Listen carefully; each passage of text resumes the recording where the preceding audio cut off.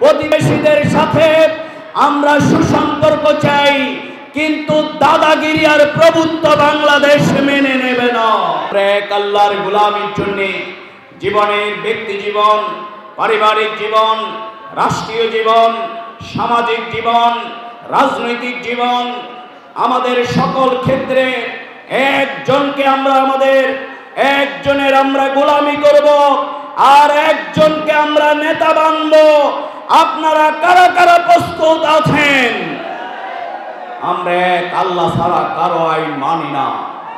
আমরা আমাদের নেতা মুহাম্মদুর রাসূলুল্লাহ সাল্লাল্লাহু আলাইহি সাল্লামকে আমাদের জীবনের সকল ক্ষেত্রে আমরা অনুসরণ করব ইনশাআল্লাহ। বাংলাদেশ জামাত ইসলামী সেই জন্য আমাদের নিবন্ধন বাতিল হয়েছে। কি জন্য? বলছে এখানে লেখা আছে আল্লাহর উপর আস্থা এবং বিশ্বাস। যদি এটি বাদ দিতে পারেন তাহলে আপনাদের নিবন্ধন থাকবে। আমরা বলেছিলাম আমাদের নিবন্ধন আরশের মালিকের কাছে থাকবে, আল্লাহর উপর আস্থা বিশ্বাস বাদ দেওয়া যাবে না। আমাদের এবার সংবিধানে সেটি যোগ করতে হবে। আমাদের সংবিধানে একমাত্র আদর্শ নেতা হিসাবে মুহাম্মদুর রাসূলুল্লাহ সাল্লাল্লাহু আলাইহি সাল্লামকে যুক্ত করতে হবে। কি বলে ঠিক না? আমাদের পাঠ্যপুস্তক পরিবর্তন করতে হবে।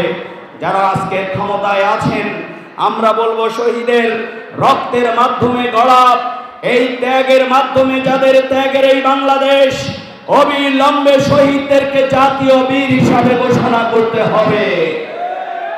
অবিলম্বে আহত পঙ্গুদের জন্য রাষ্ট্রীয় বরাদ্দ দিতে হবে এবং আগামী দিনের ঐক্যবদ্ধভাবে যারা আমাদের হুমকি ধমকি দিচ্ছে সেই প্রতিবেশী রাষ্ট্র ভারত, আমরা স্পষ্টভাবে বলে দিতে চাই প্রতিবেশীদের সাথে আমরা সুসম্পর্ক চাই, কিন্তু দাদাগিরি আর প্রভুত্ব বাংলাদেশ মেনে নেবে না। আমরা আগামী দিনের স্বাধীন সার্বভৌম বাংলাদেশ, ইসলাম, গণতন্ত্র, মানুষের অধিকার প্রতিষ্ঠা করবার জন্য একটি ছাত্রদের যে স্লোগান উই ওয়ান্ট জাস্টিস, সেই রকম একটি ইনসাফ ভিত্তিক বাংলাদেশ প্রতিষ্ঠা করবার জন্য সুদ, ঘুষ, জেনা, ব্যভিচার, সামাজিক অপকর্ম এবং যেই কাজে সবাই আজকে আক্রান্ত, দ্রব্যমূল্যের ঊর্ধ্বগতি আর চাঁদাবাজির কবলে এখনো মানুষ। কি বলে ঠিক না?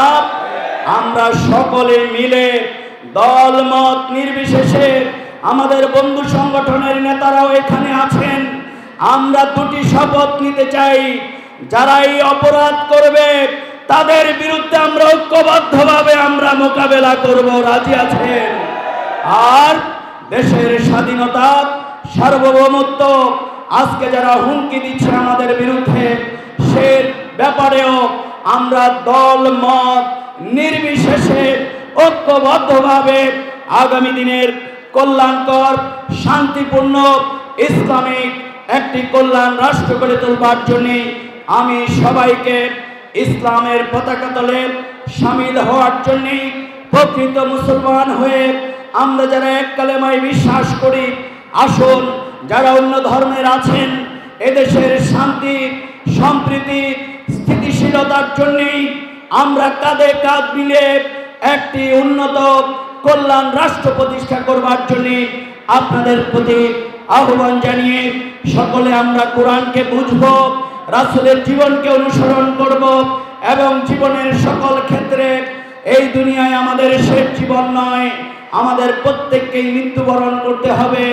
সেখানে গিয়ে আমরা যাতে করে ওয়াসিকাল্লাযিনা তাকাউ রাব্বাহুম ইলাল জান্নাতি যুমারা, তার সেই শ্রেষ্ঠ জায়গায় আমরা নিজেদের অবস্থান করে নিতে পারি। মহান পরওয়ারদিগারের কাছে সেই তৌফিক কামনা করে আমি আপনাদের সবাইকে আন্তরিক ধন্যবাদ এবং মোবারকবাদ জানিয়ে আমার কথা এখানে শেষ করছি। আল্লাহ হাফেজ। বাংলাদেশ জিন্দাবাদ, বাংলাদেশ জামাত ইসলামী জিন্দাবাদ। আসসালামু আলাইকুম ওয়া রাহমাতুল্লাহি ওয়া বারাকাতুহু।